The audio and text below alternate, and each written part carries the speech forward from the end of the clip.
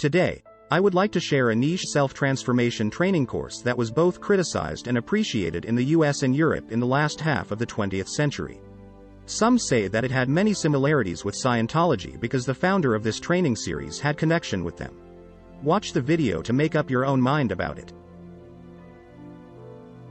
Erhard Seminars Training, marketed as EST, though often encountered as EST or EST, was an organization, founded by Werner Erhard in 1971, that offered a 2-weekend, 6-day, 60-hour, course known officially as the EST Standard Training. The seminar aimed to transform one's ability to experience living so that the situations one had been trying to change or had been putting up with clear up just in the process of life itself. An EST website claims that the training brought to the forefront the ideas of transformation, personal responsibility, accountability, and possibility. EST seminars operated from late 1971 to late 1984, and spawned a number of books from 1976 to 2011. EST has been featured in a number of films and television shows, including the critically acclaimed spy series The Americans, broadcast from 2013 to 2018. EST represented an outgrowth of the human potential movement of the 1960s through to the 1970s. As EST grew, so did criticism of it. In 1977, the film Semi-Tough, which parodied the then popular course, was released.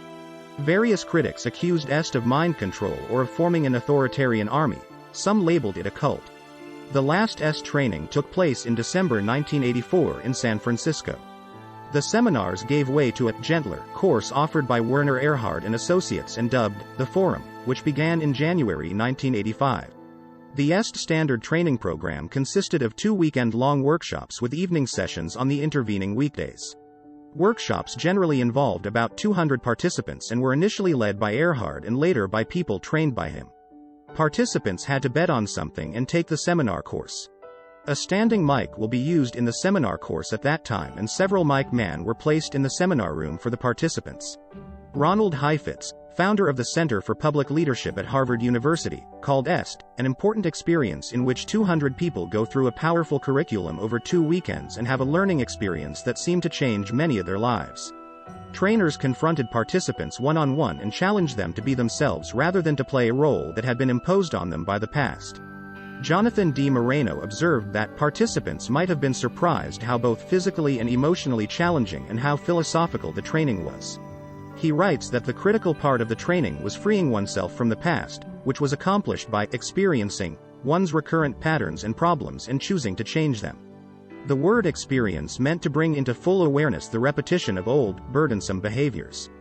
The seminar sought to enable participants to shift the state of mind around which their lives were organized from attempts to get satisfaction or to survive to experiences of actually being satisfied and experiencing themselves as whole and complete in the present moment. Participants agreed to follow the ground rules, which included not wearing watches, not talking until called upon, not talking to their neighbors, and not eating or leaving their seats to go to the bathroom except during breaks separated by many hours. Participants who were on medication were exempt from these rules, and had to sit in the back row, so that they would not interfere with the other participants. These classroom agreements provided a rigorous setting whereby people's ordinary ways to escape confronting their experience of themselves were eliminated. Moreno describes the EST training as a form of Socratic interrogation, relying on the power of the shared cathartic experience that Aristotle observed. Erhard challenged participants to be themselves instead of playing a role that had been imposed on them, and aimed to press people beyond their point of view, into a perspective from which they could observe their own positionality.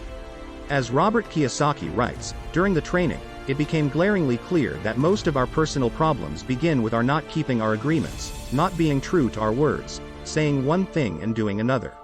That first full day on the simple class agreements was painfully enlightening. It became obvious that much of human misery is a function of broken agreements, not keeping your word, or someone else not keeping theirs. Sessions lasted from 9 a.m. to midnight or to the early hours of the morning, with one meal break. Participants had to hand over wristwatches and were not allowed to take notes, or to speak unless called upon, in which case they waited for a microphone to be brought to them. The second day of the workshop featured the danger process. As a way of observing and confronting their own perspective and point of view, groups of participants were brought onto the stage and confronted. They were asked to imagine that they were afraid of everyone else and then that everyone else was afraid of them, and to re-examine their reflex patterns of living that kept their lives from working.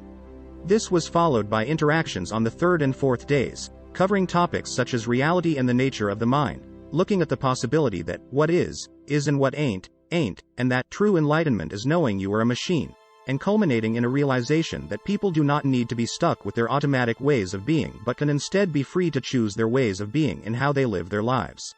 Participants were told they were perfect the way they were and were asked to indicate by a show of hands if they had gotten it.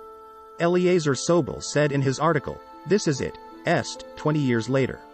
Many participants reported experiencing powerful results through their participation in the est training, characterized by Eliezer Sobel as perceived dramatic transformations in their relationships with their families, with their work and personal vision, or most important, with the recognition who they truly were in the core of their beings. One study of a large sample of est alumni who had completed the training at least 3 months before revealed that the large majority felt the experience had been positive, 88%, and considered themselves better off for having taken the training, 80%. Werner Erhard reported having a personal transformation and created the est training to allow others to have the same experience. The first est course was held at a Jack Tar Hotel in San Francisco, California, in October 1971. Within a year, training were being held in New York City, and other major cities in the United States followed soon after. They were carried out by Werner Erhard, who had recently resigned from Mind Dynamics. Beginning in July 1974, the est training was delivered at the U.S. Penitentiary at Lompoc, California, with the approval of the Federal Bureau of Prisons. Initial est training in Lompoc involved the participation of 12 to 15 federal prisoners and outside community members within the walls of the maximum security prison and was personally conducted by Werner Erhard. By 1979, est had expanded to Europe and other parts of the world. In 1980, the first est training in Israel was offered in Tel Aviv. The est training presented several concepts to these new attendees, most notably the concept of spiritual transformation and taking responsibility for one's life. The actual teaching, called The Technology of Transformation, emphasizes the value of integrity. As est grew, so did criticism. It was accused of mind control and labeled a cult by some critics who said that it exploited its followers by recruiting and offering numerous graduate seminars.